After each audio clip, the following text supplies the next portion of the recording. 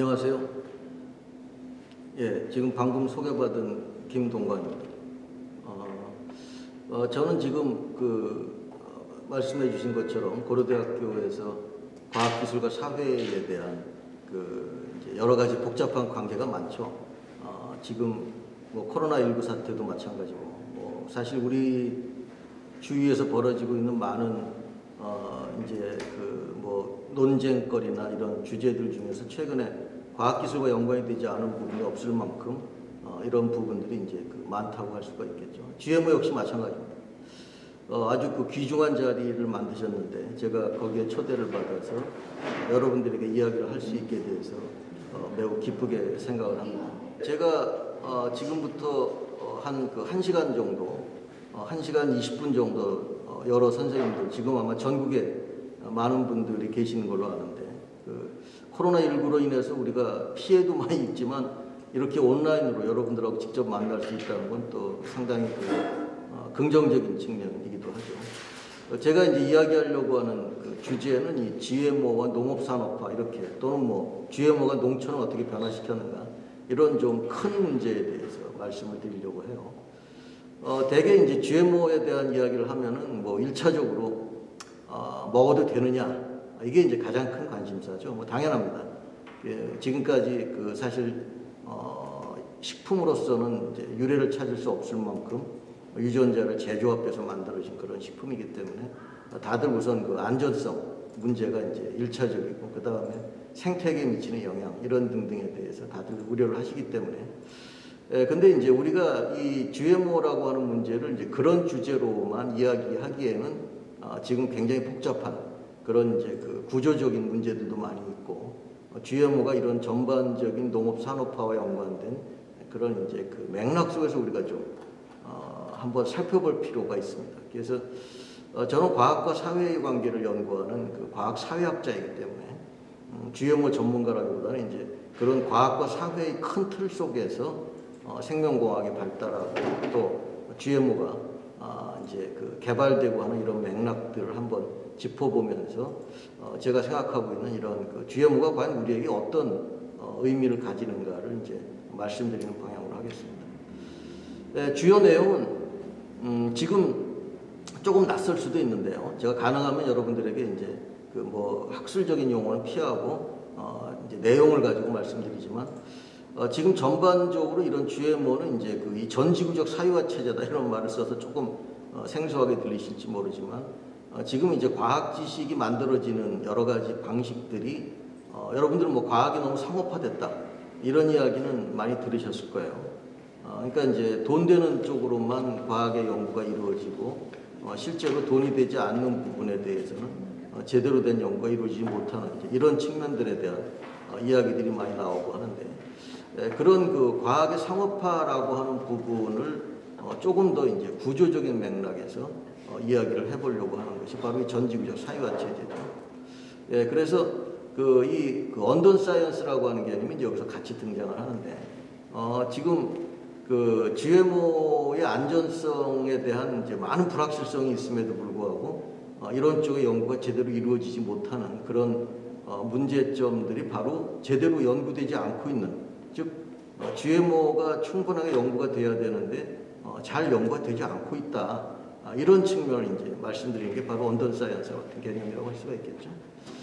그 다음에 이제 생명공학과 불확실성이라고 하는 맥락에서도 우리가 한번 제가 불확실하다는 말을 많이 드리는데, 오늘날 과학은 사실 굉장히 불확실합니다. 지금 코로나19 사태도 마찬가지죠. 처음에 코로나 사태가 시작됐을 때만 해도 옛날에 사스나 메르스 같은 걸 봐도 금방 끝나겠지, 저도 그렇게 생각을 했는데, 실제로 눈에 보이지도 않는 작은 바이러스가 지금 전 세계를 완전히 들었다 놨다 하고 있죠. 그래서 이런 GMO 역시 불확실하다라고 하는 게 이제 가장 큰 문제점이라고 할 수가 있어요. 그래서 도대체 이런 불확실성이 어디에서 기인하는가, 조금 좀 구조적인 정치경제학적인 측면이라든가 과학적 측면, 또 저한테 사전에 질문을 여러분들이 해주셨는데, GMO와 육종의 차이가 뭐냐, 바로 이런 것들이 다 그런 불확실성을 이루는 중요한 부분이죠. 그리고 마지막 세 번째 파트가 이제 이 GMO와 농업 산업화라고 하는 맥락, 이게 사실은 이제 이 얘기를 하기 위해서 앞에 이러한 두 가지 그 부분을 조금 그 이제 여러분들에게 먼저 말씀드리고 그 기반 위에서 이 농업을 어떻게 변화시키고 농업과 어떤 연관성이 있는가라는 주제를 이제 살펴보려고 합니다. 예, 그러면 먼저 이 과학기술을 둘러싸고 굉장히 많은 변화가 있다 이런 얘기를 좀 드립니다. 이게 아마 제일 먼저 선생님들하고 같이 이야기를 해야 될 그런 주제일 거라고 생각이 되는데 제가 제일 먼저 한 이야기는 이제 자본에 의해서 포획됐다라는 조금 좀 그 약간 무시무시한 얘기죠. 포획된다, 잡혔다는 얘기죠. 그러니까 즉 제가 조금 전에 얘기했던 과학이 너무 상업화, 돈이 되는 쪽으로만 몰리고 있다. 뭐 여러분들 최근에 국내에서도 뭐 몬산토 같은 그런 초국적 기업들의 문제가 굉장히 많이 제기가 되고 있고 또 그런 그 거대 기업들의 이해관계 속에서 과연 GMO가 누구에게 봉사하는가, 누구의 이익을 위한 것인가 이런 등등의 문제가 이제 많이 제기되는데 바로 그것이 자본에 의해서 포획됐다. 그러니까 즉 이 그 GMO뿐 아니라 오늘날 과학은 전반적으로 거의 돈이 되는 쪽으로 몰리는 이런 경향이 있다는 거예요. 다시 말해서 공익적인 측면이라든가 이런 부분들이 상대적으로 취약해지는 이런 맥락을 가진다고 하는 부분이죠. 예, 그래서 여기에서 이제 그 가장 중요한 사건들이 바로 이제 80년 이후에 주로 많이 일어났습니다. 80년이면 벌써 상당히 오래전이지만 또 전체적인 역사적인 맥락에서 보자면 상당히 최근이라고도 볼 수가 있는 그런 흐름인데 여기 이제 제가 베이돌 법안이라든가 뭐 다이아몬드 차크라바티 판결 이런 것들을 얘기했습니다. 이 베이돌 법안은 이제 그 여기 제가 뭐 이 베이돌 법안에 대해서 아주 상세히 설명은 안 하겠지만 간단히 얘기하자면 이제 법적인 측면에서 상업화가 고삐가 풀렸다고 할 수가 있겠죠. 그래서 그 가령 이제 정부의 돈으로 연구를 해서 어떤 과학자가 그걸 자기가 개인적으로 특허를 낼 수 있도록 길을 열어주는 뭐 이런 것들이 말하자면 베이돌 법안이라고 할 수가 있고요.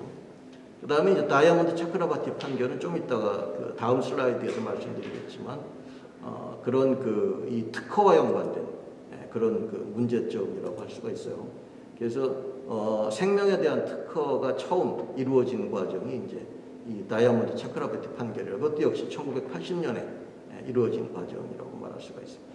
그다음에 두 번째는 이 초국적 기업 오늘날 사실 이 몬산토다 뭐 그밖에 이 요즘에 이제 백신 개발 때문에 세계적으로 유명한 많은 그 업체들이 나오고 있지만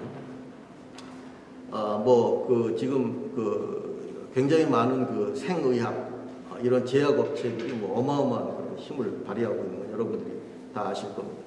그래서 이런 그 업체들이 예전에는 없었어요, 사실은. 이렇게까지 개별 기업들이 큰 힘을 가진 경우는 거의 찾아볼 수가 없는데 초국적 기업이라고 말해서 나오지만 국가를 넘었었죠. 더 이상 국가에서 통제되기 어려운 그런 구조. 그러니까 가령 몬산토 같은 기업은 뭐 다 아시겠지만 최근에 계속 이제 M&A 즉 몸집을 불리는 그런 과정을 거치면서 지금은 미국 자체도 거의 좌지우지할 정도의 엄청난 그런 힘을 가지고 있기 때문에 이런 맥락에서 우리가 이제 과연 어떻게 대응해야 될 것인가에 대해서 상당히 당황할 정도. 그래서 이제 제가 이따가 이 몬산토와 연관된 얘기도 좀 하려고 하고 있고요. 근데 그렇다면 이제 우리 시민사회는 그냥 손을 놓고 있느냐? 그렇지는 않습니다. 여러분들이 이제 신사회운동이라고 해서 최근에 사회운동은 다양한 주제를 포괄하면서 이러한 문제들에 대해서 굉장히 다양하게 이제 접근을 하고 있죠. 그래서 사실 우리가 이제 어떻게 해야 되느냐? 저에게 사전에 개별적인 질문을 주신 분들이 많은 분들이 이제 도대체 우리가 무엇을 해야 되는가라는 부분인데 여기에 대해서 우리가 또 마지막 부분에서 좀 같이 이야기를 할 수 있을 것 같습니다. 자, 그러면 이제 지식 정치의 권력, 불평등 이런 약간 어려운 얘기를 제가 집어넣었는데 여기서 여러분들이 알으셔야 될 거는 지식이라고 하는 것이 그냥 개발되는 것이 아니라 여기에도 정치가 개입된다. 이 얘기만 이해를 하시면 됩니다. 우리는 보통 지식이라고 하면 이제 객관적이고 또 공정한 어떤 이런 것이라고 생각을 하기 쉽지만 앞에서 제가 말씀드렸던 상업화가 워낙 많이 진행되다 보니까 사실 지금 과학에서의 연구비가 과거에는 이제 공적 부문 가령 정부라든가 이런 이제 공공적인 차원에서 지원되는 연구비보다 사적 부문에서 지원되는 연구비 훨씬 많습니다. 우리나라도 마찬가지예요.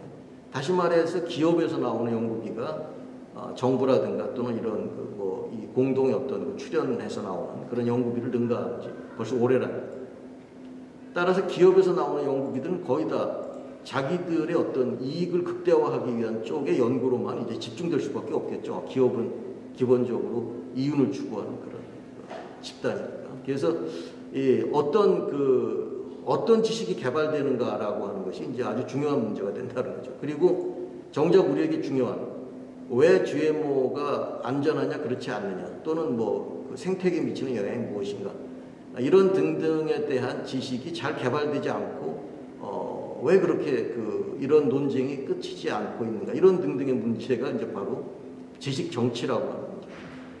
또 과학이 발달하면 모든 사람들에게 혜택이 될 거라고 생각을 할지 모르지만 실제로 오늘날은 과학이 발달해서 그 혜택을 가장 먼저 보는 사람들은 우리 사회에서 상당히 이미 많은 것을 가지고 있는. 그래서 이제 지식이 격차가 있다. 어떤 사람들에게 먼저 유용해지고 다른 사람들에게 그렇지 않은가. 이런 이제 불평등의 문제가 매우 중요하게 야기된다고 하는 것이죠. 그래서 아마 여러분들은 과학 그러면 항상 객관적이고 보편적인 어떤 그런 영역이지 않아요? 라고 생각하실지 모르지만 오늘날의 과학은 사실은 안타깝게도 그렇지 못합니다. 그래서 그 혜택이 특히 이제 지금 백신을 둘러싸고도 전 세계적으로 강대국과 그다음에 어떤 빈곤 국가들 사이에서 엄청난 차별이 나타나고 있잖아요. 또 한 나라 내에서도 그런 어떤 여러 가지 어떤 이제 혜택을 누가 먼저 보느냐의 문제가 많이 발생하기 때문에 그래서 이제 우리가 이런 소외되고 있는 많은 문제점들 중에 하나로서 이런 GMO의 문제 역시 살펴보고자 하는 그런 맥락이라고 할 수가 있습니다. 자, 그러면 이제 이 전지구적 사유화 체제라는 게 뭐냐? 아까도 말씀드렸지만은 우리가 지금 상업화라고 하는 것이 굉장히 구조적으로 이루어지고 있다는 거예요. 모든 과학 지식을 만드는 데에 돈이 되느냐 안 되느냐라는 부분이 그냥 한두 기업에 의해서 나타나는 문제가 아니라 전 세계적으로 나타나기 때문에 이 전지구적 사유화 체제라는 게 이런 조금 이제 어려운 개념을 쓰고 있는데 그래서 아까 제가 얘기 들었죠. 베이돌 법안. 연방 자금의 지원을 받아서 연구를 진행하는 대학이나 기업이 그 발명에 대한 권리를 가지게 해주는 거죠. 그 사실 좀 안 맞죠. 소위 이런 것을 이제 이해관계 상충이라고 그러는데 공적 자금으로 연구를 했으면 그 결과를 공공에 공개를 해서 모든 사람에게 혜택이 가도록 해야 되는데 이 연구를 촉진시키기 위해서 사유화시킬 수 있는 길을 열어준 것이 1980년. 우리나라도 마찬가지죠. 지금 그래서 가령 국립대학에서 국민들이 낸 세금으로 연구를 했다. 또는 국책연구소에서 연구를 했다. 하더라도 그 결과를 자기가 또는 자기가 세운 기업에서 특허를 낼 수 있는 어떤 이런 길이 열렸다고 말할 수 있겠죠. 그다음에 또 하나가 이제 여기 다이아몬드 차크라바티 판결인데 이거는 다음 슬라이드에서 보기로 하겠습니다. 예, 이게 바로 생명 특허의 문제입니다. 오른쪽에 나오는 사진에 있는 사람이 인도 출신의 미생물학자인 아난다 차크라바티라는 사람이에요. 이 사람이 지금 아주 자랑스럽게 특허장을 지금 앞에 내세우고 있죠. 이게 최초의 GMO에 대한 특허입니다. 이 특허는 굉장히 오랫동안 싸움이 계속됐는데, 이 제너럴 일렉트릭이라고 하는 이제 회사, 여러분들은 가전제품으로 유명한 줄만 알고 있지만 GE의 연구소는 다양한 분야의 연구를 많이 하고 있죠. 그래서 이 아난다 차크라바티라고 하는 사람이 이제 미생물을 연구했는데, 그거는 해양 유출, 우리도 옛날에 신안 앞바다에서도 있었고 여러 차례 아주 원유가 유출되면 정말 끔찍하죠. 바닷가가 다 오염이 되고 새들이 빠져서 죽고 하는 모습을 보면. 그런 원유가 유출됐을 때 많은 사람들이 저거를 좀 일거에 해결할 수 있는 방법이 없을까 이런 생각을 많이 하죠. 그런 어떤 미생물을 풀어서 미생물들이 원유를 싹 먹어치운다면 얼마나 좋을까 이런 생각을 한 거죠. 그래서 미생물의 유전자를 조작을 해서 그 원유를 먹을 수 있는 유전자를 만들어낸 거예요. 이게 1971년입니다. 그래서 이 특허를 이제 출연을 했는데 그 당시에는 이제 기각됐어요. 여기 보면 기각 이유로 제가 일부러 써놨죠. 테니스 라켓이나 토스터라면 몰라도 생물에 대해서 어떻게 특허를 줄 수 있냐. 당시만 해도 이런. 그런데 끈질기게 이 제너럴 일렉트릭은 계속 항소를 해서 결국 80년에 대법원에서 5대4의 아주 근소한 차이로 특허가 이루어졌습니다. 근데 사실 아이러니하게도 얄궂게도 이 특허를 받은 미생물은 실제로는 전혀 쓸모가 없었어요. 왜냐하면 실험실에서는 아무것도 먹이지 않고 굶긴 상태에서 원유를 주니까 얘들이 어쩔 수 없이 분해를 했지만 바닷물에 풀어놓으니까 어떻게 됩니까? 너무 먹을 게 많죠. 왜 힘들게 원유를 먹을 까닭이 없죠. 그래서 사실은 전혀 쓸모가 없었는데 어쨌든 이 특허가 최초의 GMO에 대한 특허이자 바로 이제 생명 특허로 이어지게 되는 그런 과정을 거치게 되죠. 바로 이것이 80년에 이루어진 사건이었습니다. 예, 그렇지만 이제 오늘날 과학에서 더 큰 문제가 되는 부분은 이 과학이 너무 외주화된다는 겁니다. 이게 이제 그 전지구적인 사유화 체제라고 제가 얘기했던 이런 흐름 속에서 나타나는 가장 큰 문제점이라고 얘기를 하는데 이제 그것은 우리가 하청을 준다 이런 얘기는 뭐 너무나 많이 들어봤죠. 과학도 역시 그런 하청 구조가 지금 전 세계적으로 이루어지고 있다고 하는 것이죠. 그래서 선진국과 후진국들 특히 과학 연구의 여러 가지 윤리적, 안전 이런 등등의 문제에 장벽이 낮은 곳으로 자꾸 마치 공장들이 노동력이 싼, 임금이 싼 곳으로 계속 그 하청으로 세계적인 그 이제 새로운 그 생산국을 찾아가듯이 이런 문제점이 이제 바로 이 과학 사유화의 원인의 어떤 그 상당히 중요한 부분이 되고 있다고 하는 것입니다. 이것도 이제 우리가 사실 GMO와 연관해서도 생각을 해볼 필요가 있는 그런 주제죠. 예를 들면은 우리 2004년, 5년 여기 이제 선생님들 중에는 아마 이제 이 황석 사태를 다 기억하실 거예요. 요새 대학교 신입생들한테는 황석 사태를 얘기하면은 학생들이 그 임진왜란 때 있었던 일인가 하는 정도로까지 아주 옛날 얘기로 생각을 하기 때문에 처음부터 일일이 설명을 해야 되는데 여기서는 뭐 굳이 그럴 필요는 없겠죠. 사실 황석 박사가 동물 연구에서는 매우 뛰어난 그런 그 성과를 가졌지만 우리나라에서 이런 그 줄기세포 연구가 그렇게 빠른 속도로 진전될 수 있었던 것은 사실은 우리나라가 그 당시 생명윤리에 대한 규율의 장벽이 거의 없었기 때문이죠. 그때 당시에 저도 이 논쟁에 좀 참여를 했습니다만 그러다 보니까 사실 그 외국에서는 사람의 난자를 가지고 연구를 하기가 정말 어렵죠. 여러 가지 규제가 있으니까. 그래서 뭐 난자 한두 개 가지고 연구를 해도 어려운데 우리나라에서 수천 개의 난자를 가지고 연구를 했죠. 그래도 실패했고 결국 어떻게 됐습니까? 결국은 논문을 조작하는 어떤 그런 불미스러운 사건이 돼서 근데 당시 생각해 보면 이것도 하나의 외주 체제 속에 편입됐기 때문에 우리나라의 그 황석 박사가 그런 어떤 말하자면 이제 외국의 많은 학자들은 할 수 없었던 역할을 우리가 그런 어떤 해주는 역할 비슷한 게 됐다는 것이죠. 그 이후에 황석 박사를 비롯해서 여러 그 복제 연구자들이 애완견을 복제한다, 또 무슨 이제 멸종 위기에 있는 동물을 복제한다라는 어떤 동물 복제를 할 때에도 사실 미국에서 많은 비판이 일었었는데 미국에서는 사실 애완견 복제가 여러 가지 걸림돌이 많기 때문에 윤리적인 문제가 크기 때문에 그렇죠. 동물을 복제하면 기형이 많이 나오기 때문에 사실상 우리가 개체 복제를 하지 않는 가장 큰 이유는 바로 그런 이유인데 이런 부분들이 사실은 우리나라에서는 특히 그 당시까지만 해도 그 애완견, 지금은 이제 반려견이라고 하는 이런 인식이 굉장히 낮았기 때문에 그런 연구가 쉬웠기 때문에 그러니까 다시 말해서 이런 윤리적인 장벽을 피해서 그런 부분들이 낮은 곳으로 자꾸 이주해가는 그런 문제점을 우리가 외주체제라고 얘기를 합니다. 폴 레플러라고 하는 사람이 굉장히 최근에 주목을 받고 있는 학자인데 GMO 사피엔스의 시대라는 책을 썼는데 굉장히 좋은 책입니다. GMO에 관심이 많으신 분들은 한번 읽어보시기를 제가 추천을 드리는데 제가 전에 녹색 그 사상의 서평도 한번 쓴 적이 있었는데 여기서 이제 레플러 교수가 이런 오늘날 이 생명공학에서 이 연구가 이런 규제를 피해서 특히 중국이 최근에 새로운 강대국으로 부상하는 데에는 상당히 어떤 이런 윤리적인 규제가 낮고 또 국가가 나서서 이런 연구에 드라이브를 계속 걸어주기 때문에 나타나는 그런 부분의 이야기를 해주고 있죠. 그래서 이제 여기 그 우리나라의 그 황석 박사도 사실 2016년에 중국에 가서 연구를 하려고 했어요.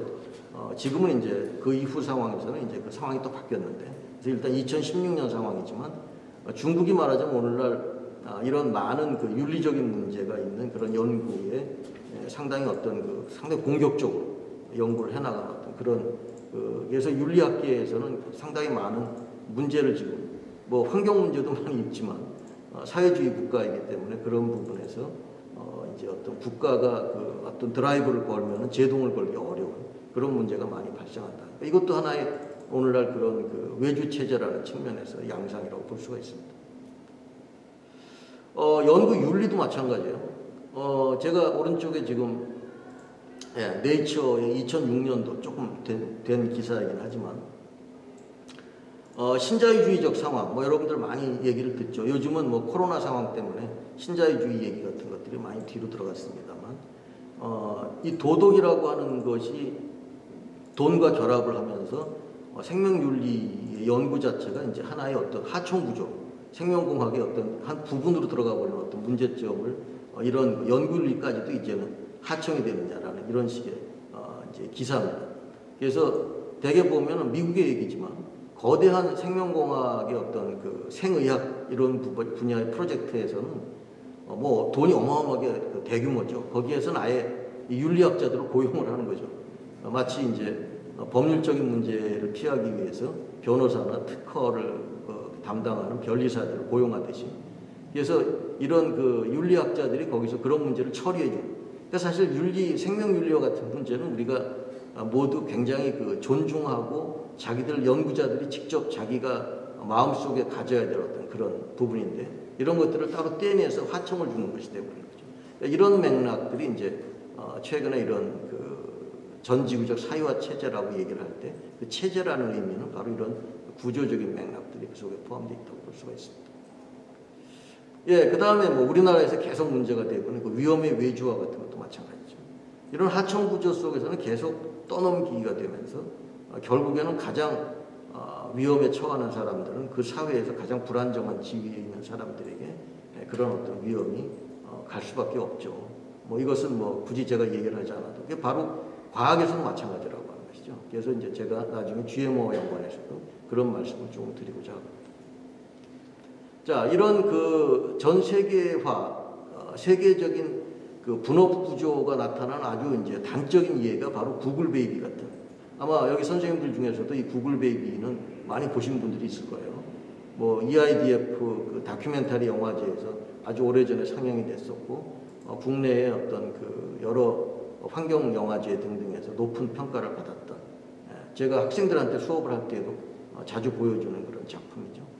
이거는 일종의 그 신자유주의와 세계화 그리고 과학기술의 발달이 결합돼서 나타난 굉장히 어떤 이질적인 기형적인 어떤 현상이라고 말할 수가 있어요. 그래서 이 그 아기 생산 기업입니다. 말하자면 세 대륙에 걸친 이 기업의 그 CEO는 이스라엘의 그 도론이라고 하는 사람이고요. 근데 이 사람이 주로 생산 즉 이 수정란을 생산하는 곳은 북미 쪽이에요. 거기가 제일 수요가 많기 때문에.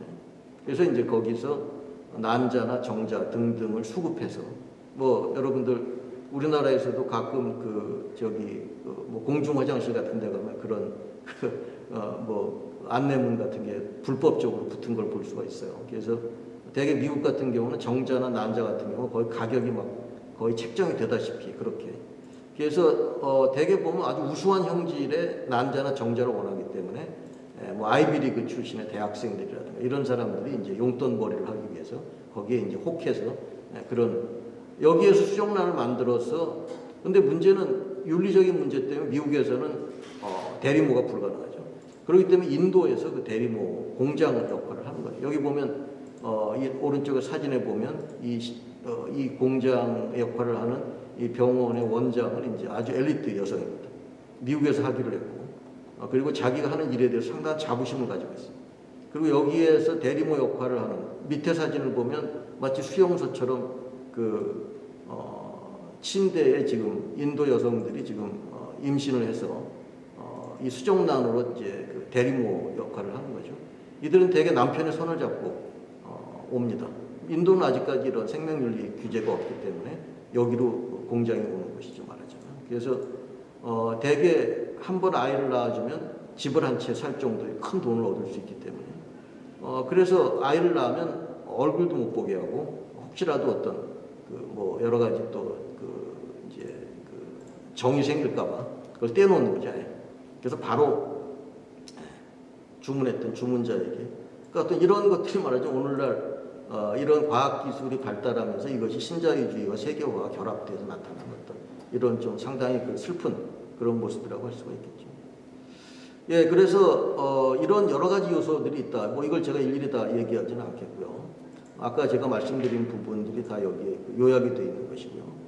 그래서 기본적으로 제가 말씀드리고자 하는 것은 과학 지식이 만들어지는 것이 결코 그렇게 모든 사람들에게 혜택이 돌아가는 그런 어떤 주제가 당연하게 이루어지는 거라고 생각하면 오늘날은 좀 어렵다. 워낙 상업화와 또 이런 초국적 기업들과 같은 엄청난 기업들의 연구비가 큰 역할을 하기 때문에 그래서 정작 돈이 되는 분야에만 연구비가 몰릴 수밖에 없게 되는 것이죠. 그래서 사실 생명이나 안전, 윤리, 환경 또는 뭐 젠더 이런 등등의 주제에게는 제대로 연구가 주어지지 않기 때문에 그쪽의 연구가 제대로 이루어지지 못하는 이런 어떤 그 바이어스, 편향이 나타난다는 것이죠. 그래서 여러분들은 과학의 세계에 무슨 그런 일이 있을까라고 생각할지 모르지만 실제로 오늘날 과학 지식이 만들어지는 과정에는 우리 사회에서 나타나는 여러 가지 그런 어떤 바이어스와 마찬가지의 똑같은 편향들, 즉 돈이 되는 쪽으로만 몰리는 거죠. 마치 대학에서 옛날에 철학과라든가 또는 이런 그 학과들이 오늘날 많이 없어지는 것은 대학이 상업화되다 보니까 그런 어떤 기초적인 어떤 또는 그 당장에는 어떤 이익이 되지 않더라도 궁극적으로 우리가 정말 그 올바르게 산다는 것은 무엇인가 또는 우리에게 이익이 되는 것이 무엇인가를 멀리 내다볼 수 있는 그런 학문들이 없어지는 것과 비슷한 맥락이라고 할 수가 있겠죠. 예. 그래서 이제 이 언던 사이언스라고 하는 조금 어려운 개념인데 이것이 바로 이제 GMO와 바로 직결되는 문제입니다. 왜 우리에게 중요한 연구가 안 되지? 이런 거죠. 얼마 전에 가습기 살균제 사태가 있었죠. 정말 개명천지에 이런 일이 있을 수는 없는 그런 일들이 벌어져서 많은 사람들이 피해를 입었고 아직도 그 피해가 어디까지 미치는가가 명확치 않은 그런 정도. 그것은 바로 그런 사람들의 안전이나 이런 것 직결된 연구들이 의외로 소홀하게 이루어지거나 또는 형식적으로만 나타나는 그런 어떤. 그래서 이제 뭐 오늘날 그 많은 새로운 신흥 기술이라고 불리는 그런 기술에는 거의 예외 없이 그런 문제들이 다 나옵니다.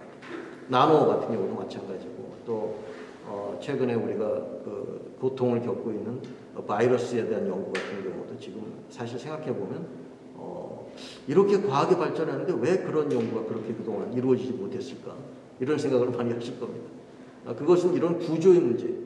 그러니까 즉 돈이 되는 쪽의 연구는 엄청난 그 연구비가 몰려서 흥청망청하게 연구가 이루어지는 반면 그렇지 못한 분야, 정작 우리에게 매우 중요한 우리들의 안전과 윤리와 이런 문제가 연구 안 된 분야에서는 충분한 그런 연구가 이루어지지 못하는 그런 부분에 문제가 있다고 하는 것이죠. 그래서 이런 것들이 이제 언던 사이언스, 즉 돈, 이루어져야 되는데 수행되지 않은 과학이라는 뜻이죠. 그래서 이런 학자들은 이것이 우연한 과정이 아니라 구조적인 문제다. 그래서 이것을 체계적인 지식의 비생산, 일부러 그런 지식을 안 만든다는 거죠. 왜? 돈이 안 되거나 또는 자신들의 이익에 별로 도움이 되지 않기 때문에. 그래서 이것을 의도된 무지, 그러니까 사람들이 모르고 있도록 의도를 하는 또는 강요된 무지, 그냥 잘 모르고 그냥 소비만 하도록 이게 좋은 거야 라고 하면서 이런 부분들을 은폐하거나 또는 이런 연구 자체를 가로막는 이런 경우가 GMO에서 실제로 많이 벌어졌습니다.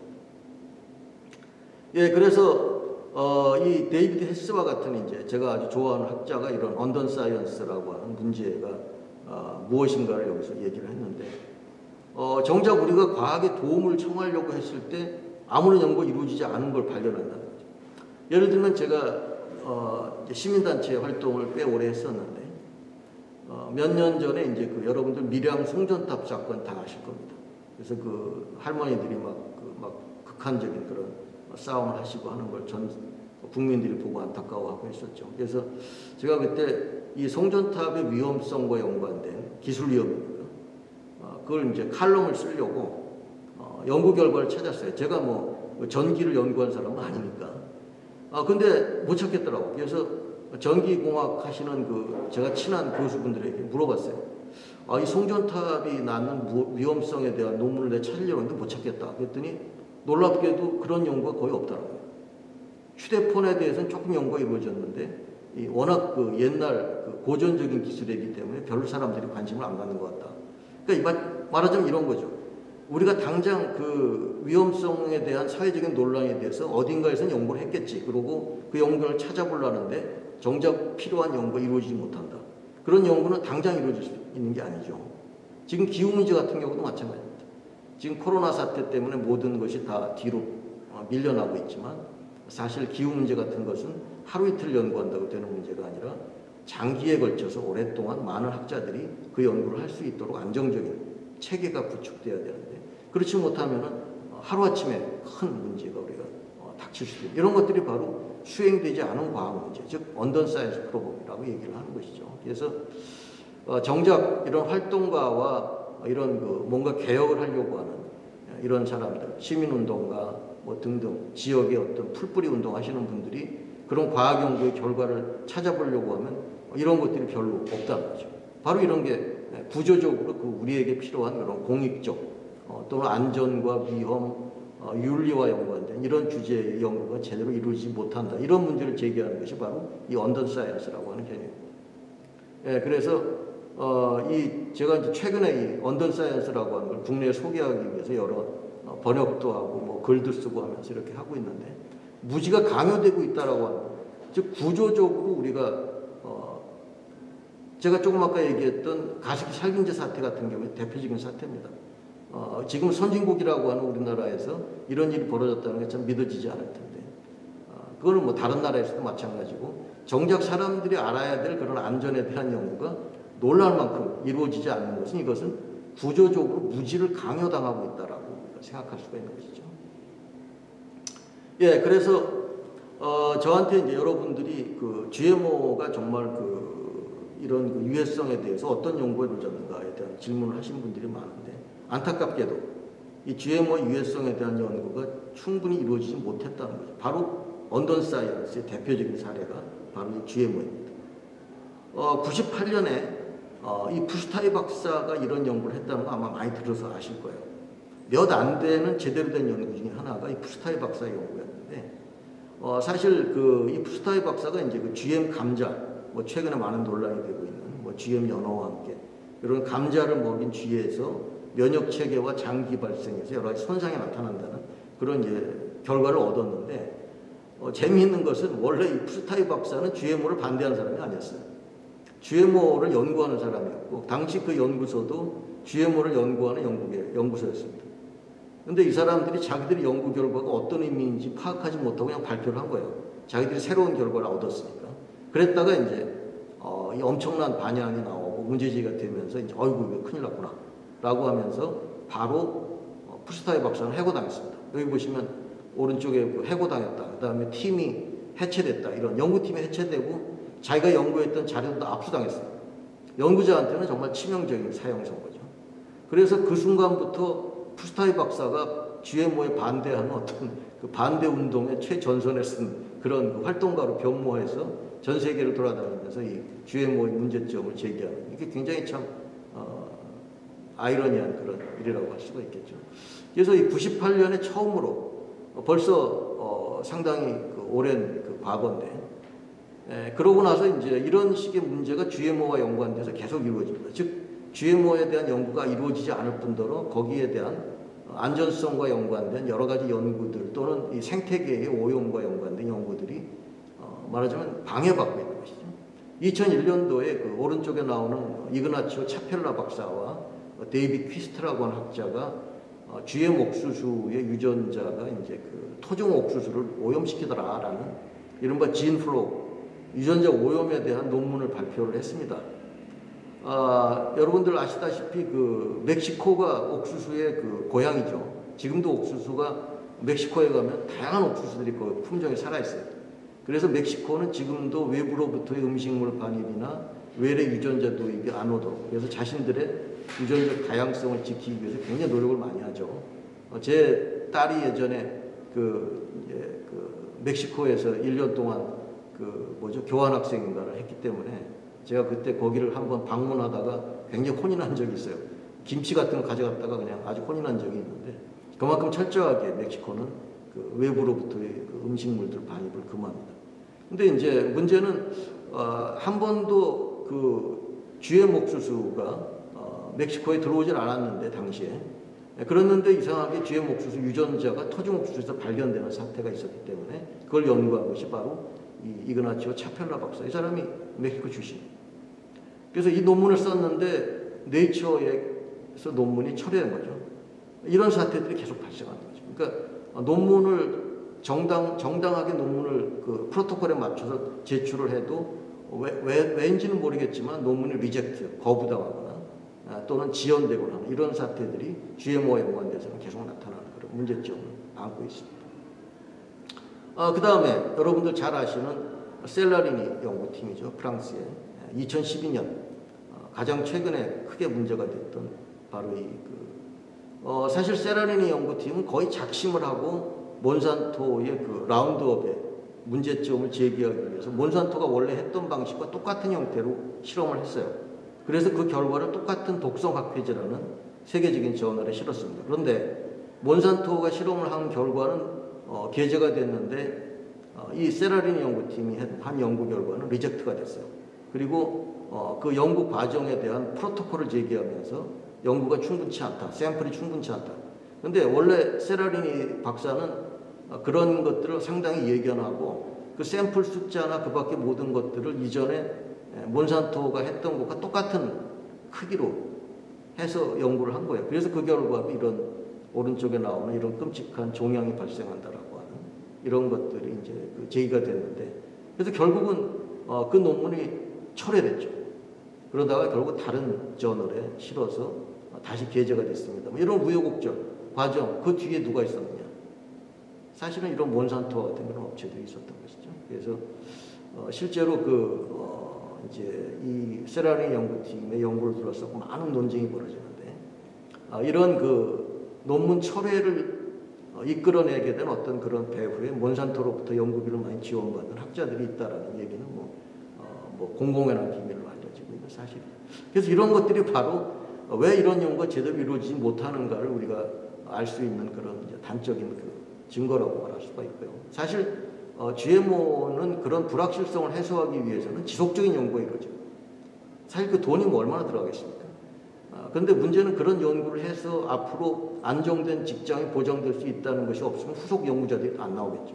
그래서 이런 것들이 말하자면 우리 사회가 이런 연구를 지금 어떤 형태든지 간에 지연시키거나 또는 방해하고 있는 것이 아니냐라는 구조적 차원의 문제로 바라봐야 되는 필요성이 거기서 나온다고 할 수 있습니다.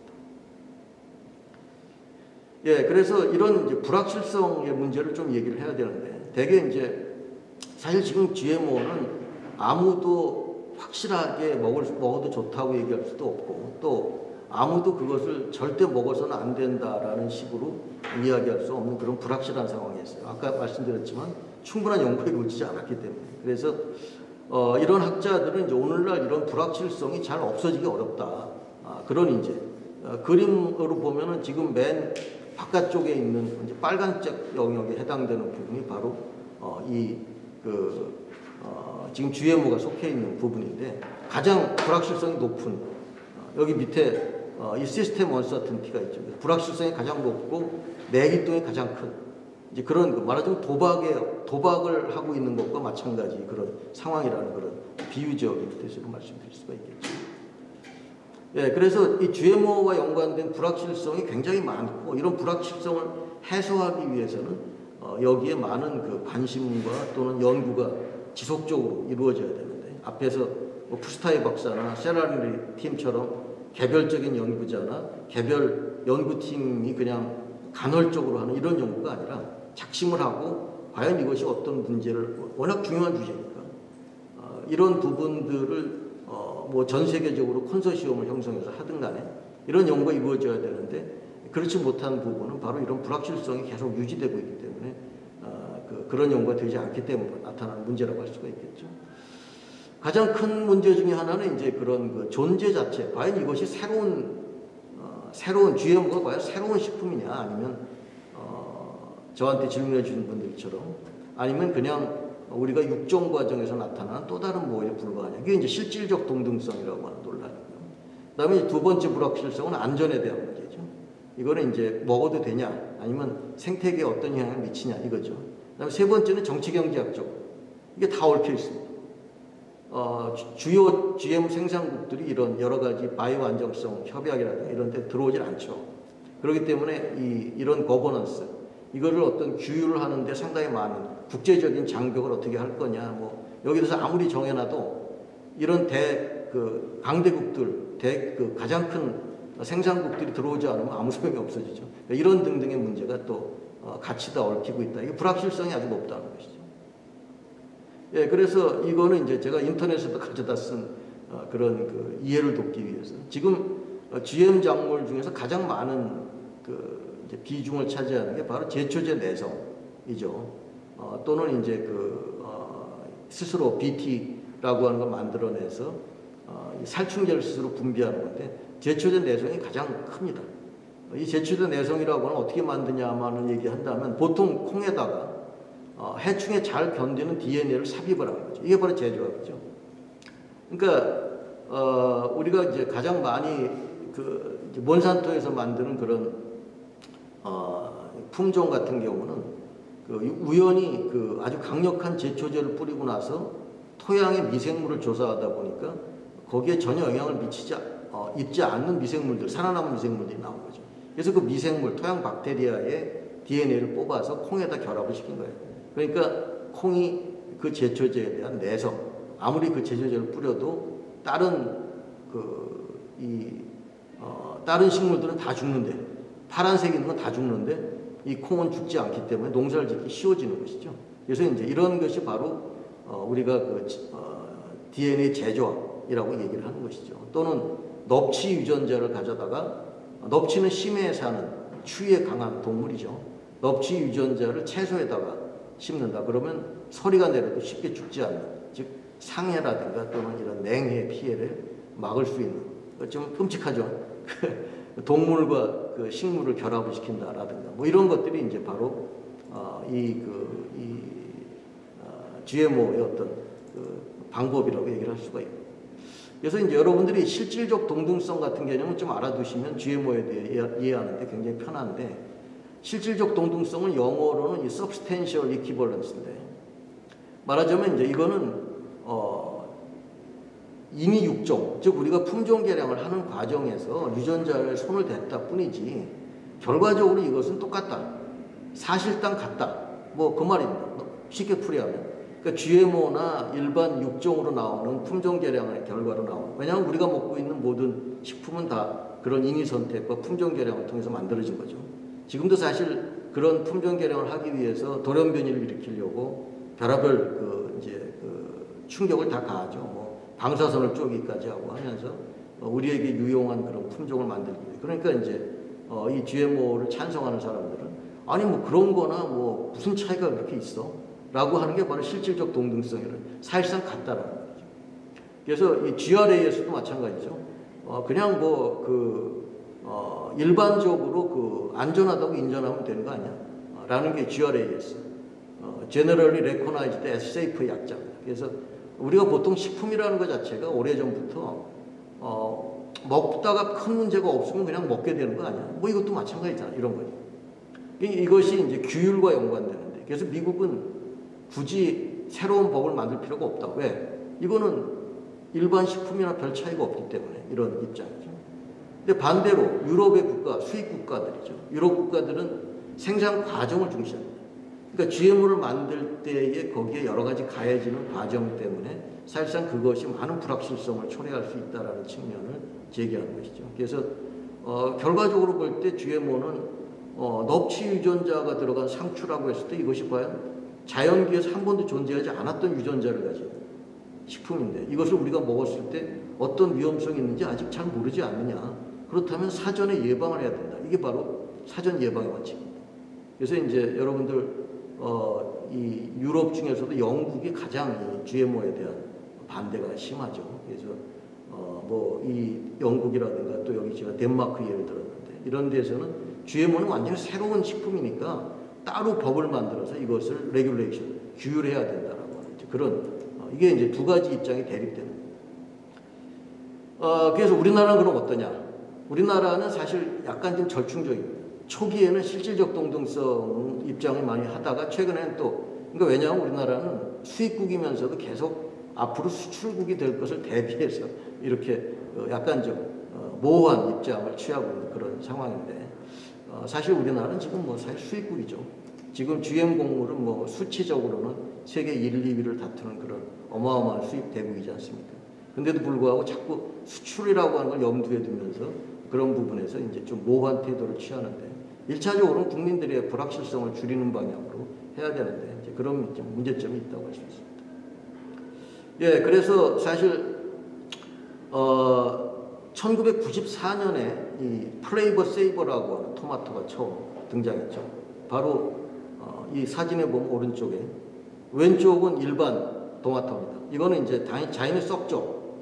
모든 뭐 삼라만상은 다 시간이 지나면 썩고 뭐 나고 죽고 하는 게 정상인데 오른쪽은 어떻게 돼요? 시간이 지나도 안 썩어서 굉장히 생생하죠. 약간 좀 그 꺼림칙한 느낌이 들죠. 이 1994년에 처음 이 그 플레이버 세이버 즉 향이 오래가고 잘 무르지 않는 토마토가 개발이 되면서 많은 학자들이 이제 이것을 외계체의 침공이라고까지 표현을 했고 뭐 이제 그런 상황인데 일단은 94년부터 지금까지 약 20여 년이 지났죠. 그 과정에서 아직도 이제 이런 불확실성이 해소되지 못하고 있다는 그런 얘기를 드리는 것이고 이것이 바로 영국에서 나오는 그 프랑켄푸드에 대한 그 비판하는 그래서 이제 조작해서 만든 사진들입니다. 여러분들 프랑켄슈타인 잘 아시죠? 19세기 초에 나온 그 메리 셸리의 유명한 SF 소설 아닙니까? 영화로도 많이 만들어지고 영화 속에서 그 소설 속에서 그 프랑켄슈타인은 여러 사체 조각을 뜯어가지고 거기다 전기를 통해서 이걸 이제 여기다 비유한 거죠. 그래서 프랑켄푸드는 프랑켄슈타인 푸드라고 하는 거죠. 여기 보면 뭐 여기 바로 이거죠. 토마토에다가 뭐 생선이 같이 들어가기도 하고 뭐 감자에 이런 그 동물의 유전자가 들어간다. 뭐 이런 등등의 것을 통해서 이런 그 역겨움을 표현하는 그런 것이라고 할 수가 있겠죠. 예, 그 다음에 아까 얘기했던 이런 정치 경제적인 불확실성인데 아까 말씀드렸지만 이런 그 과연 누구에게 봉사하느냐 이런 측면에서 그 사실상 그 특정 기업들의 이윤을 극대화시키는 어떤 방향이기 때문에 지금 그 일부 초국적 기업들에 의해서 좌지우지되는 이런 상황에서 지금 그 이 GMO에 대한 올바른 그 레귤레이션 규율이 제대로 이루어지지 못하고 있는 그런 측면이 매우 강하게 나타나고 있어서 이런 바이오 세이프티 프로토콜 같은 이런 국제적인 규약을 만들려고 했을 때 미국이나 캐나다, 아르헨티나 등 몇몇 국가들이 거의 뭐 대부분을 다 생산하죠. 이런 나라들이 지금 잘 들어오지 않고 있다. 이런 것들이 이제 이런 불확실성을 더욱 증폭시키는 그런 문제점을 낳는다고 할 수 있습니다. 예, 그런 하나의 사례가 바로 퍼시 농장 사례죠. 퍼시 농장은 캐나다의 그 농부인데 그 아주 그 견실한 농부입니다. 근데 이 사람이 어느 날 갑자기 몬산토로부터 고발을 당했어요. 이 사람은 자기가 누대에 걸쳐서 씨앗 종자를 개발해서 종자 전문가로도 유명한 사람이었는데 절대 그 몬산토의 종자를 심지 않았는데 문제는 몬산토의 트럭이 이 사람 그 농장을 그 지나가면서 트럭이 이 포장이 뜯어지면서 거기서 종자들이 흘러나와서 이것이 이제 그 또랑에 막 그 싹을 튄 거죠. 그러니까 이제 몬산토에서 나와서 잠깐 조사 좀 하겠습니다. 그러니까 뭐 이 선량한 농부는 그러시오. 선의를 베풀었는데 들어와가지고 보고는 이거 우리 종자가 여기서 싹을 튀었네. 이거 당신 특허권 침해했어라고 고소를 해버린 거예요. 그러니까 이런 식으로 이제 전통 종자를 키우지 못하도록 이런 그 대표적인 샘플로 이 퍼시 농장이 지목이 된 거죠. 그래서 결국 주위의 농장들은 전부 다 항복을 하고 이 앞으로 절대 그 종자를 다른 걸 쓰지 않고 당신 내 걸 쓰겠다고 약속을 하면서 다 왜냐하면 미국은 고소 고발의 나라죠. 얼마 전에 우리나라 사람이 그 세탁소를 하다가 그 뭐 어떤 그 판사로부터 그 수를 당해서 고소를 당해서 뭐 엄청난 고초를 겪는 그런 얘기가 크게 보도가 됐습니다만, 그래서 이 퍼시 그 이분이 이제 바로 퍼시입니다. 그러니까 이 사람은 너무나 이제 그 억울해서 절대 나는 승낙 못하겠다라고 끝까지 재판을 갔어요. 자식들이 막 울고불고하면서 제발 이러다 우리 재산 다 없어진다. 이 거대 기업과 소송을 한다는 건 정말 계란으로 바위치기. 그렇지만 슈마이저 이분은 결코 굴하지 않고 끝까지 소송을 가서 최종적으로는 패했지만 배상을 한 푼도 할 필요가 없다라는 아주 이상한 그런 판결을 최종 연방법원으로부터 받게 되는 것이죠. 네, 그래서 이런 것들이 바로 이제 오늘날 이런 초국적 기업들이 어떻게 이런 농업을 변화시키는가 해서 자장농이라든가 이런 전통적인 종자 같은 부분들을 아예 씨를 말리려고 하는 이런 움직임들이 뭐 이건 아주 유명한 그런 그 사례라고 할 수가 있겠죠. 여러 다큐멘터리에서도 이 사례로 등장을 했죠. 우리나라에서도 2016년에 이 라스베라트롤 뭐 암을 예방한다고 해서 이런 그 상용화 논란이 굉장히 있었습니다만, 사실 우리나라는 지금 현재 상용으로 재배를 하는 건 없죠. 그거는 사실 뭐 국민들의 안전을 그렇게 위해서라기보다는 그게 별로 돈이 안 되기 때문에 그렇죠.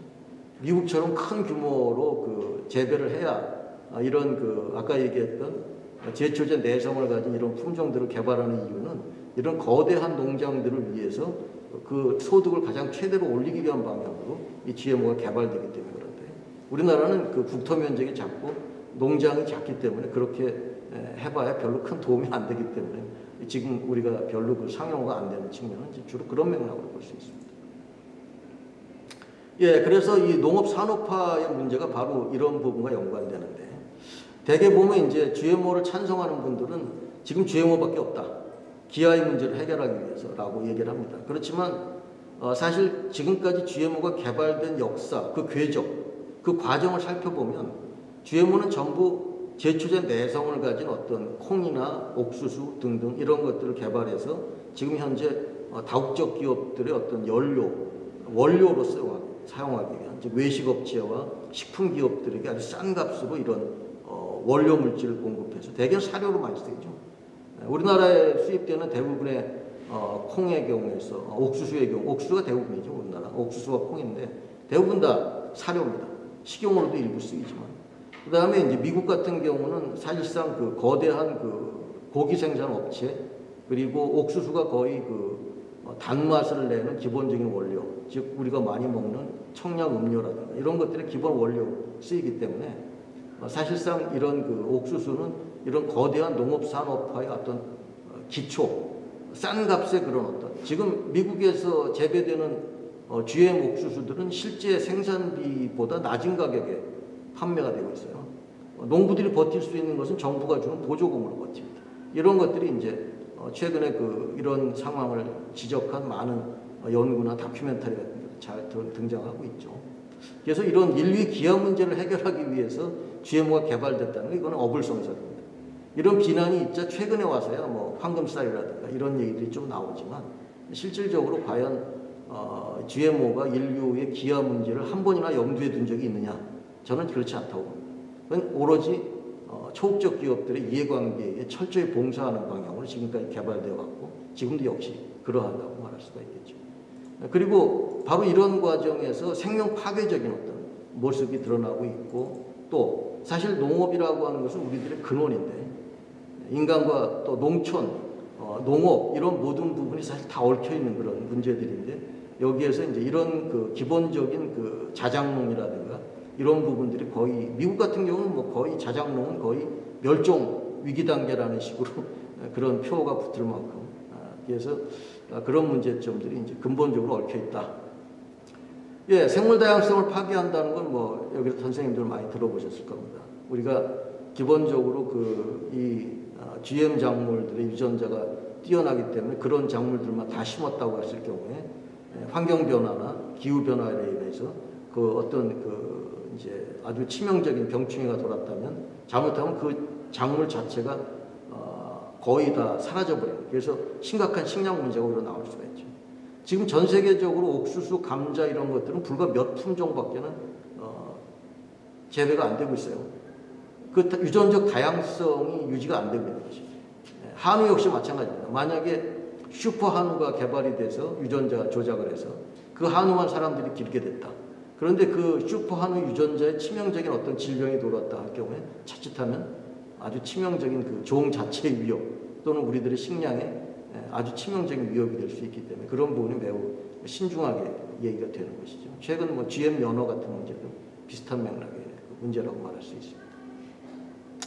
예, 그래서 이 식량의 미래 같은 조금 오래된 다큐멘터리를 보면 이런 문제점들이 참 잘 다뤄져 있고요. 저도 수업 시간에 많이 활용을 하고 있습니다만 이것이 말하자면 최근에 이런 그 불임 기술 같은 경우가 금지를 했음에도 불구하고 여러 가지 형태로 이제 음성적으로 또 사용이 되고 있는 측면이 있고 그래서 한 번만 씨앗을 발화하도록 유전자를 조작하는 거죠. 스위치를 꺼버리는 거죠.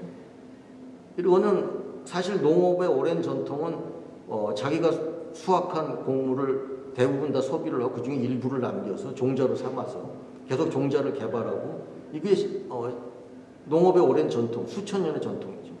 근데 이런 부분들이 이제 이런 그 터미네이터 기술 같은 부분들 이 불임 기술을 아예 거기다 적용시키는 반생명적인 어떤 행태라고 말할 수가 있죠. 그래서 뭐 지금 인도라든가 등등에서 많은 농부들과 이런 그 싸움이 벌어지고 몬산토 칩과 그 아주 극한적인 그런 그 싸움까지 벌어지고 이런 문제점들 여러분들도 뉴스를 통해서 많이 들어보셨을 것입니다. 예, 그 다음에 이제 표시제의 문제에 대해서 제가 좀 얘기를 해드리고 싶은 것은 많은 분들이 표시제에 대한 물음을 해주셨는데 물론 우리나라는 지금 표시제를 쓰고 있죠. 의무 표시제죠. 근데 미국 같은 경우는 아까도 얘기했지만 실질적 동등성 개념 때문에 표시제를 쓸 필요가 없다는 그러니까 그냥 권고사항이죠.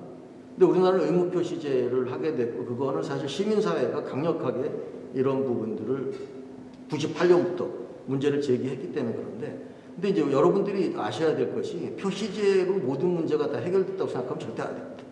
표시제는 사실 최소한의 조치예요. 근데 이런 표시제를 했다고 해서 결국 GMO의 문제가 해결되는 천만의 말씀이죠. GMO에 대한 불확실성은 그대로 남아있죠. 다만 이 표시제를 하게 되면 결국 사회적 불평등의 문제가 또 제기돼서 결과적으로 난 GMO 가격이 올라가기 때문에 그 유기농 가격이 올라가는 것과 마찬가지로 결국은 그런 그 소비를 할 수 없는 사람들에게 그런 부분들이 전가될 수 있는 문제점이죠.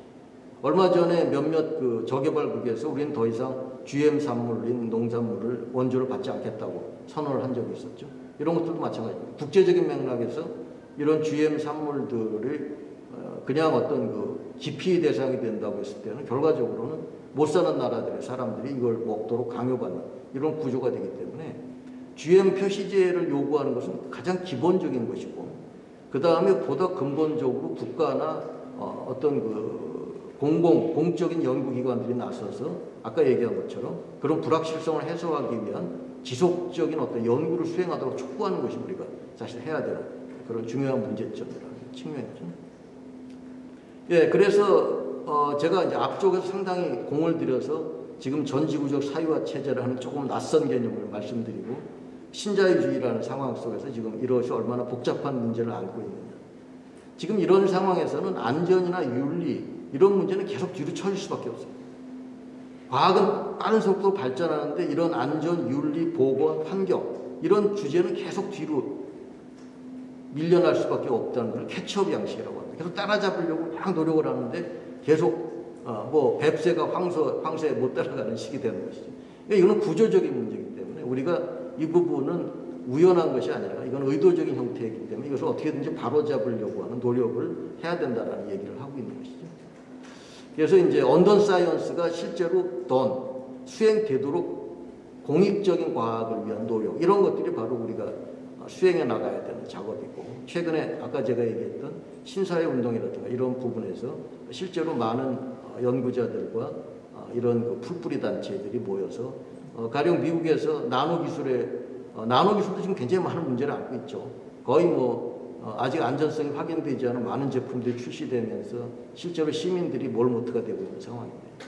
그런 부분을 늦추려고 하는 어떤 그런 움직임들이 실제로 상당한 효과를 보고 있다는 그런 연구 결과도 많이 나오고 있습니다. 그래서 결국 우리는 이런 구조의 문제에 좀 더 관심을 가질 필요가 있다.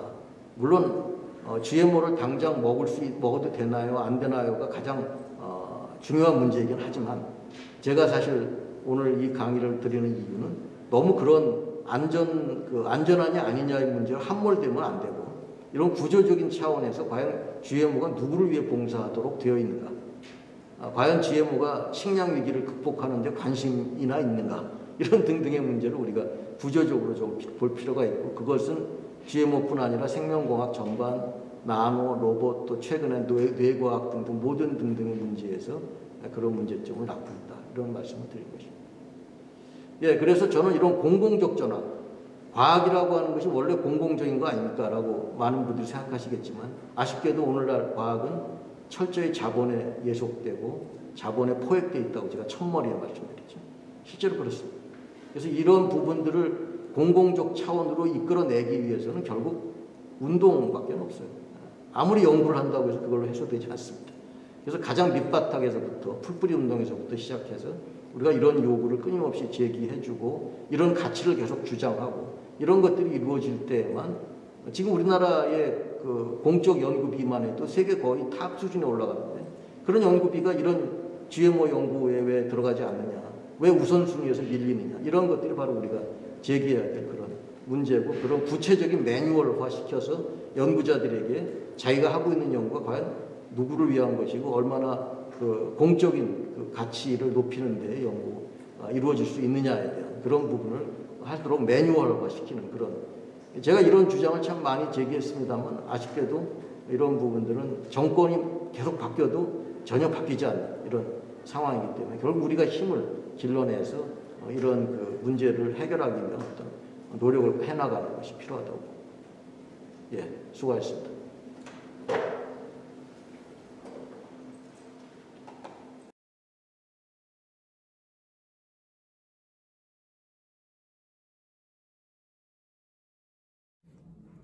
안녕하세요. 한살림연합 정책기획팀 문재영 실무자입니다. 한살림이 GMO 반대 전국행동 간사단체이기 때문에 저는 GMO 반대 전국행동 상임 집행위원장 역할도 함께하고 있습니다. 영상을 찍고 있는 오늘 날짜는 2021년 3월 5일 금요일입니다. 오늘을 기준으로 해서 GMO 완전표시제 운동 현황, 미승인 LMO 제거활동 현황 등에 대해서 설명을 하도록 하겠습니다. 먼저 GMO 안전표시제에 대해 이야기를 하겠습니다. GMO 안전표시제는 GMO 원료를 사용했다면 GMO라고 표시를 하게 만드는 원료 기반 GMO 표시제입니다. 현재 우리나라는 원료 기반 GMO 안전표시제가 시행되지 않고 있어 수입산 GMO 원료로 만드는 식용유, 간장, 물엿 등이 슈퍼와 마트 등에서 버젓이 판매가 되고 있지만 최종 식품에 DNA나 단백질이 남아있지 않다는 이유로 GMO 표시는 되고 있지 않은 상황입니다. 3년 전으로 거슬러 올라가겠습니다. 2018년 4월 GMO 안전 표시제 시행을 촉구하는 시민사회의 청와대 국민청원이 있었습니다. 21만 6,886명이 서명을 했습니다. 그러나 청와대는 청원에 대한 답변에서 사회적 논란, 무역 갈등 등이 있을 수 있다며 한 발 물러섰고 2018년 12월부터 2019년 6월까지 식품업계 8명, 그다음에 시민사회 8명이 참가하는 GMO 표시제도 개선 사회적 협의회가 진행되게 됩니다. 그러나 협의회 타이틀에도 보이듯 GMO 안전표시제 시행을 목표로 한 협의회가 아니었으며 GMO 표시제 주무부처인 식약처가 협의회를 직접 주관하지도 않았고 한국 갈등해결센터에 용역을 줘서 진행한 협의회였던 만큼 제대로 협의가 될 수 없었습니다. 결국 시민사회와 식품업계는 입장이 다르다는 것만 계속 확인할 수밖에 없었고 협의회를 계속하는 건 시간 낭비라 판단되어 시민사회는 협의체 종료를 선언했습니다. 그리고 2019년 1월부터는 GMO 표시 강화를 위한 실무협의회가 시작되었습니다. 식약처가 주관하고 협의회 타이틀에 GMO 표시 강화를 밝혔기에 시민사회는 협의회에 참여하기로 했고 시민사회 7명, 식품업계 7명으로 구성된 협의회가 현재까지 진행되고 있습니다. 그 그러나 코로나19 발생으로 인해 두 차례 협의회를 가진 뒤에는 반년 넘게 협의회가 열리지 못하는 등 협의회 진행에 난항이 있었습니다. 이후 온라인으로 협의회를 진행했지만 온라인 회의 특성상 의견이 극명하게 다른 건에 대해서 심도 깊은 논의가 어려웠고 식품업계에서는 회의 내용이 녹화되어 유출될 수 있다는 불안함도 제기해 협의회를 보완하는 성격의 간사단 회의를 협의회 중간중간에 운영하게 되었습니다. 그러던 중 협의회 때 논지의무 표시제를 논의했던 것을 식약처가 합의를 한 것이라 일방적으로 주장하며 논지의무 표시 기준 변경 행정고시를 했습니다. 그 내용은 논지의무 표시제의 비의도적 혼입치가 0%였던 것을 0.9%로 완화하는 것입니다. 시민사회는 즉각 반발하며 식약처의 일방적인 주장이라고 성명서를 냈고, 논지의무 표시제가 시행된다고 해도 국내에 유통되는 GMO 기름, 간장, 물엿 등은 여전히 GMO 표시가 되지 않기 때문에 논지의무 표시제에 앞서 무조건 GMO 안전 표시제가 먼저 시행되어야 한다고 한 것이 현재까지의 상황입니다. 여기서 잠깐 논지의무 표시제가 헷갈리실 수 있을 것 같아서 간략히 설명을 하겠습니다. 논지의무 표시제는 GMO가 없는 식품에 표시를 하는 것으로 GMO 생산국가라서 GMO 없는 밥상을 차리기가 힘든 미국, 캐나다 등에서 GMO가 없는 식품에 표시를 하기 위해 시작한 민간의 자율 표시제입니다. GMO 생산국이 아니라서 국내산은 GMO가 없는 우리나라에 적합한 표시제라고 보기는 조금 어렵습니다. 애초에 GMO가 없는 국내산 식품에 논GMO 표시를 하는 것은 불필요한 행동이기 때문입니다. 따라서 가공식품 원료로 사용되는 수입산 GMO가 우리나라 문제이기 때문에 GMO 원료로 만든 기름, 간장, 물엿 등의 GMO 표시를 하게 만드는 GMO 안전 표시제가 우리나라에는 중요한 것입니다.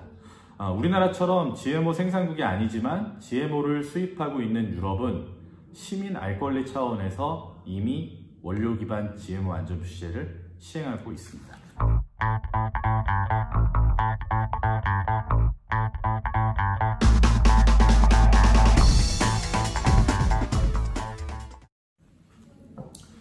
다음으로 미승인 LMO 재고운동 현황에 대해 말씀드리겠습니다.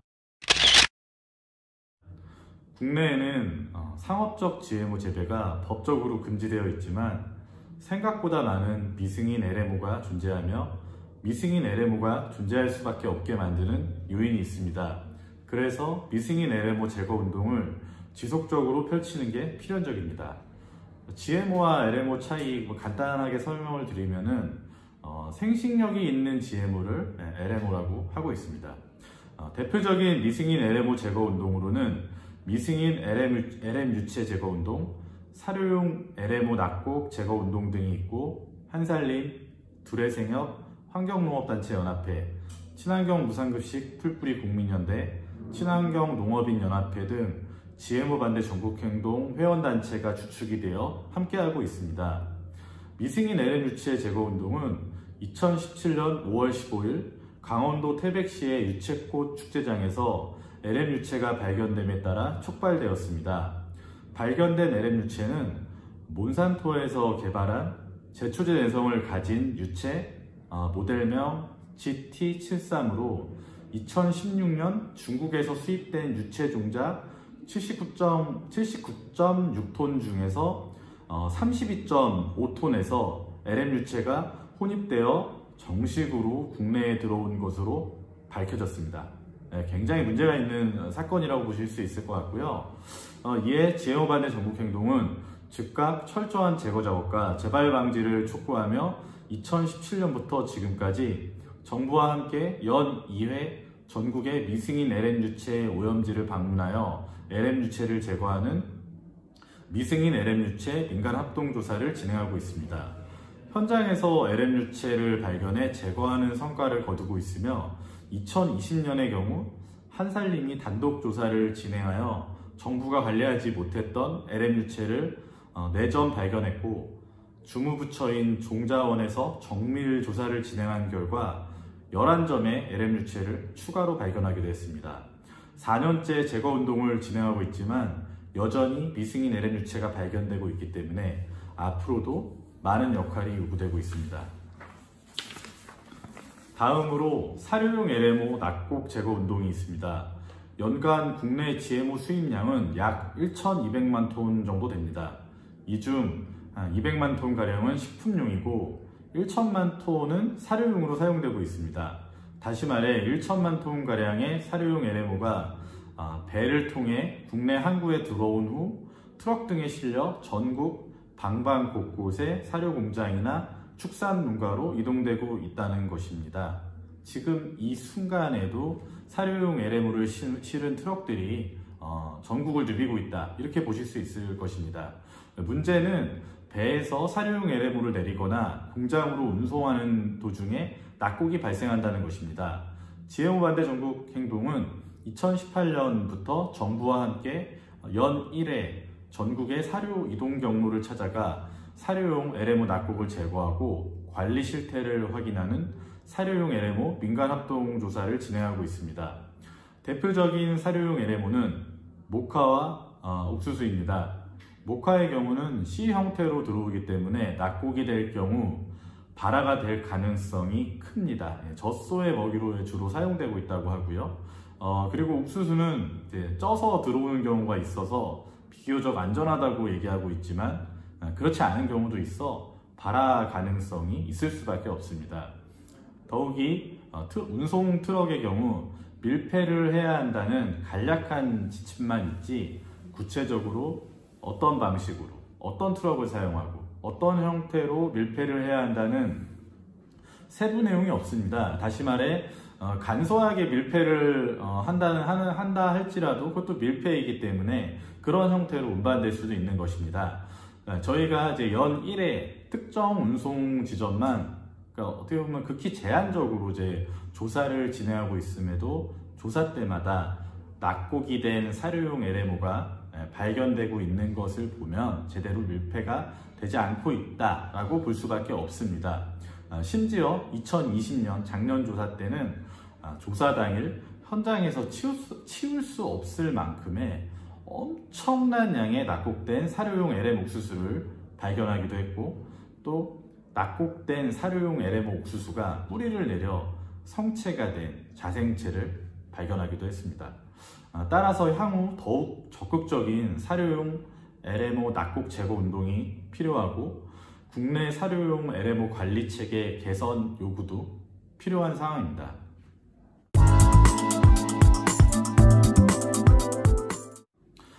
앞서 이제 두 가지 말씀드린 내용을 보시면 아시겠지만 우리의 GMO 문제는 먼 미래 이야기가 아니고 숨겨진 이야기도 아닌 지금 당장 우리 눈앞에 닥친 현실입니다.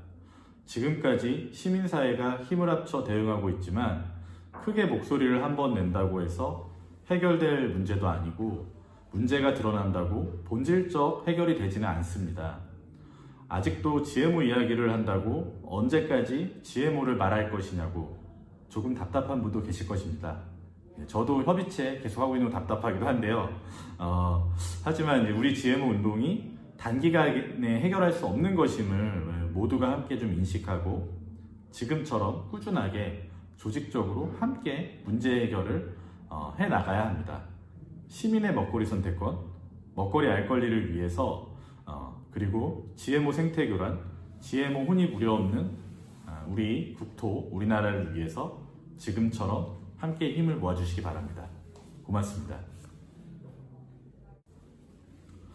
오늘 강연 때 한살림 서울 조합원분들 많이 참가해 주셨고요. 그리고 또 이 영상 보실 분들이 여러 가지 궁금하신 질문들도 하셔가지고 그 질문지를 제가 사전에 좀 받았습니다. 그러니까 시민들, 일반 시민들이나 좀 궁금한 GMO 현황들에 대한 질문인데요. 그 중에 제가 좀 답변을 잘 드릴 수 있는 세 가지 내용 좀 말씀드려 볼게요. 먼저 GM 감자 어떻게 되고 있냐 궁금해 하시는데요.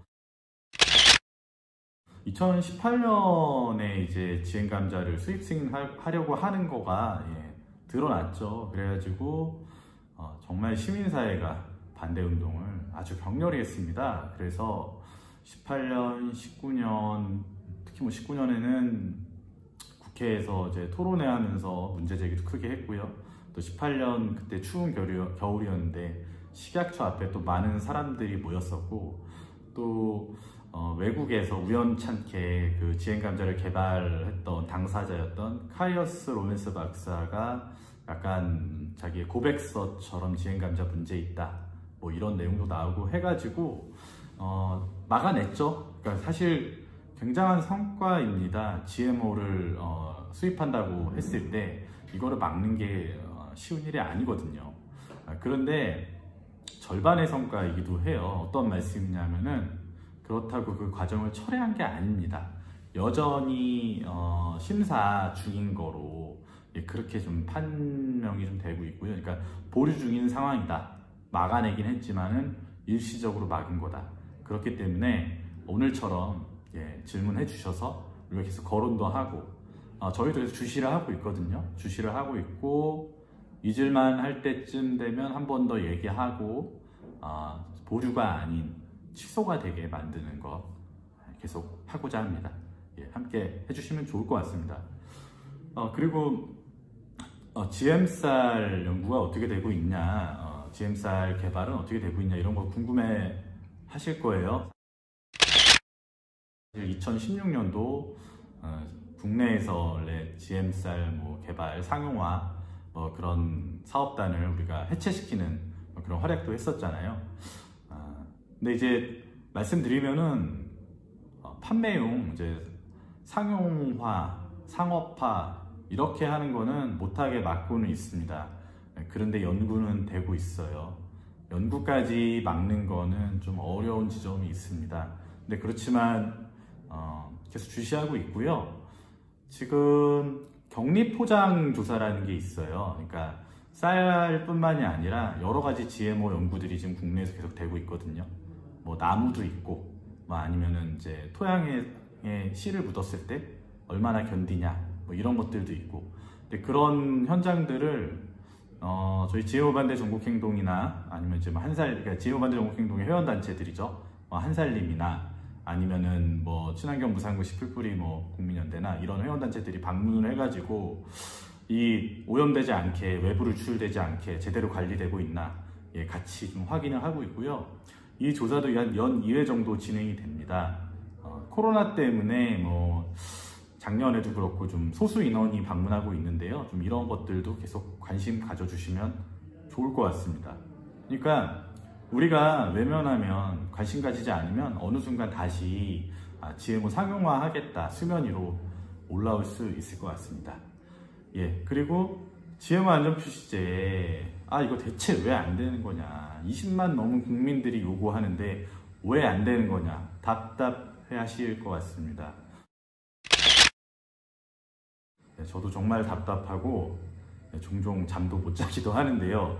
이게 막상 혈체 들어가면은 식품업계 의견이 그게 있어요. 그러니까 이게 GMO 표시제가 되면 선택받지 못할 텐데, GMO가 이제 원재료로 들어간 가공식품들, 예를 들어 카놀라유 볼게요. 카놀라유 굉장히 좋은 기름이다 이렇게 선전하고 그러잖아요. 예를 들어 치킨 회사들 같은 경우도 우리는 카놀라유를 사용하고 있습니다, 좋은 기름입니다. 근데 거기에 GMO가 딱 붙는 순간 아무래도 선택받기 어려워지는 측면이 생기는 거잖아요. 그렇게 될 때의 어려움을 계속 얘기를 하거든요. 근데 모순적인 측면이 있어요. GMO 문제 없다, 안전하다 얘기하면서도 드러나는 거는 두려워하는 거죠. 근데 이제 시대적인 저는 요구라고 얘기를 해요. 이거를 계속 받아들이지 못하면 안 된다. 그리고 이제 기업은 시대가 바뀌면, 그러니까 어떻게 보면 시장이 요구하면 그거에 발맞출 수밖에 없는 건데 왜 그거를 역행하려고 하느냐, 좀 이런 얘기를 계속 하고 있고요. 그리고 정부 같은 경우는 어쨌든 그런 걸 하나의 산업이라고 보는 거죠. 저는 GMO 산업이라고 얘기를 할 수 있을 것 같은데, 이미 구축되어 있는 GMO 산업, 뭐 흔들리는 게 국내 뭐 경제에 타격을 줄 수 있다, 뭐 이런 식의 아주 단순한 생각을 하고 있지 않은가. 그래서 지지부진하지만, 그런데 여러분, 생각보다 많이 온 거라고도 저는 생각을 해요. 그러니까 어떤 그 시민들이 요구하는 법안, 뭐 민생 법안, 뭐 이런 것들을 할 때 그 지점에 도달하는 게 정말 간단한 문제는 아니더라고요. 굉장히 오래 걸리는 문제고요. 예를 들어 서울시 친환경 무상급식 같은 경우도 그 운동을 계속해서 서울시에서 채택을 했음에도 전학년에 걸쳐 친환경 무상급식이 되는데 10년이 걸렸어요. 근데 아직 유치원이나 어린이집은 또 무상급식이 아니에요. 그러니까 더 해야 되는 거죠. 그런 것처럼 GMO 안전 표시제 운동도 아주 오래 할 수밖에 없는 지난한 운동이다. 그래도 지금 생각보다는 많이 왔다. 그러니까 계속 관심을 가져주시고 문제 제기도 하고 함께 감시도 하고 그렇게 필요합니다. 또 올해 같은 경우는 GMO 안전 표시제를 하려면은 식품위생법을 일부 개정을 해야 돼요. GMO 표시에 대한 개정안을 발의를 하고자 해요. 시민들의 힘으로. 그때 그것들을 담당하는 의원들 하는 압박도 하고 뭐 그런 거죠. 문자도 보내고 뭐 서명도 하고 또 아니면 뭐 피켓도 들고 문제 제기도 하고 이런 것들 함께 했을 때만이 가능하다. 그러니까 이미 우리들이 열심히 하고 있으니까 더 기운을 내서 함께 열심히 해 주실 것을 부탁드리겠습니다. 고맙습니다.